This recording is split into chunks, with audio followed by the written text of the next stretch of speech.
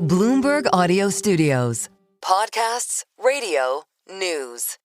Turning overseas now, where Ukraine was hit overnight by a barrage of Russian drones, igniting a fire at an energy facility in the Odessa region that had emergency workers racing to the scene. A drone from that attack crashing into Poland. Poland, an EU and NATO member, claiming the crash was a provocation from Russia.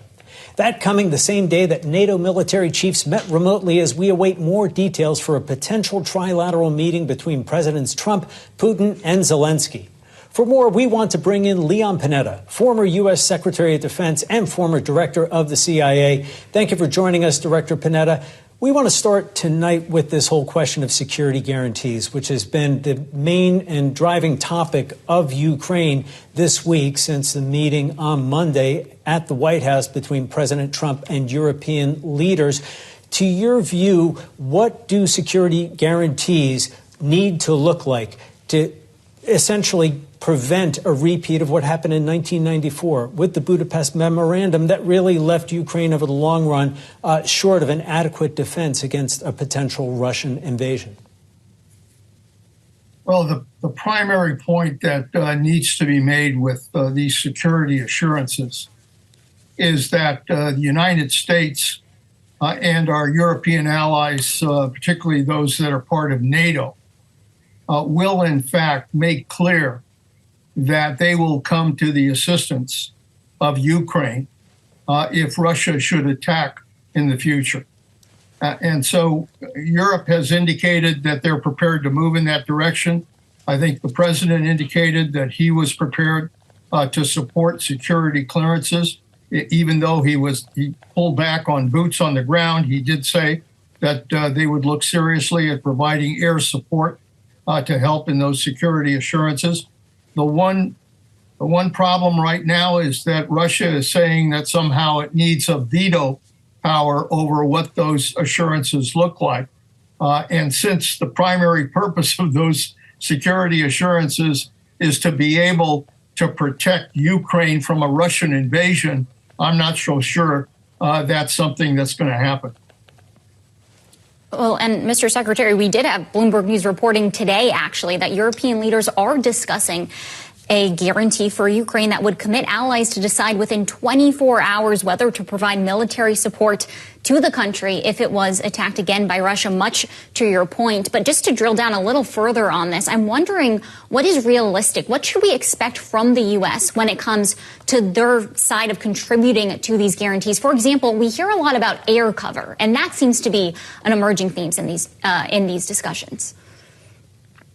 Well, I think to be fair, security assurances are not going to work unless the United States is part of that agreement.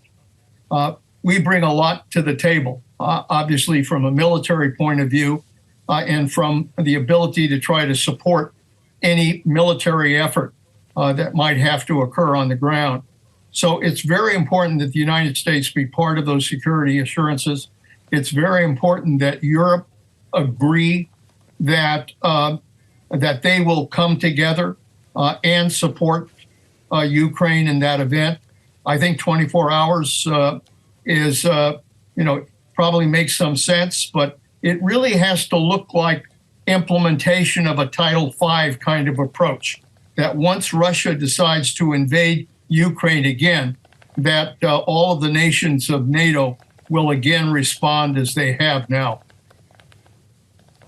Director Panetta, last night on Balance of Power, we spoke with William Taylor, former U.S. ambassador to Ukraine. Here's what he had to say about the prospect of Vladimir Putin really participating in a bilateral or even trilateral meeting with Volodymyr Zelensky. Putin doesn't want to end this war. Putin wants to drag it out. He wants to keep pounding the Ukrainians until they give up. They're never going to give up, but he's going to keep pounding until he's forced to come to the table for a ceasefire. So, no, I don't think he's eager. I don't think he has any intentions of coming to a bilateral meeting. He may say something on the phone to President Trump to tell President Trump that he's willing to do it. But they're not serious about these negotiations. And Putin is not either. Putin wants all of Ukraine, and he wants to pound them until he gets that. Director Panetta, we have yet to hear from Moscow about whether they will or will not agree to a meeting between Volodymyr Zelensky and Vladimir Putin. How much time should Donald Trump give the Russian leader to agree to a sit-down? And what happens next if Putin balks or refuses? Well, again, there is a fundamental principle here that Bill Taylor referred to, which is that you can't trust Vladimir Putin in these issues. You just can't. I think it's 88% of the American people in a recent poll said do not trust Vladimir Putin. That's pretty good judgment on the part of the American people. That's the reality, is that it's very difficult to really try to find a way to get Putin to negotiate seriously. Right now, I think he's largely playing for time. He's continuing the war. He's refused to agree to any kind of ceasefire. He even talked about the need to eliminate the root causes of the war. Well, the root cause of the war was that Russia invaded Ukraine on the basis that it is a part of Russia and not a sovereign democracy on its own.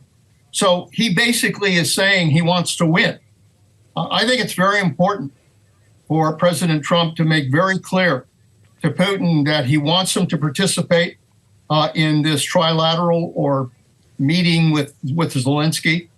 And if it doesn't happen, I think the president really does have to, he's got to come back and hold tough with Putin by implementing sanctions, by providing weapons, and by making very clear to Vladimir Putin that he cannot win this war. That is going to be very important to our ability to negotiate. Leon Panetta, former U.S. Secretary of Defense and former director of the CIA, we thank you so much for joining us on Bloomberg.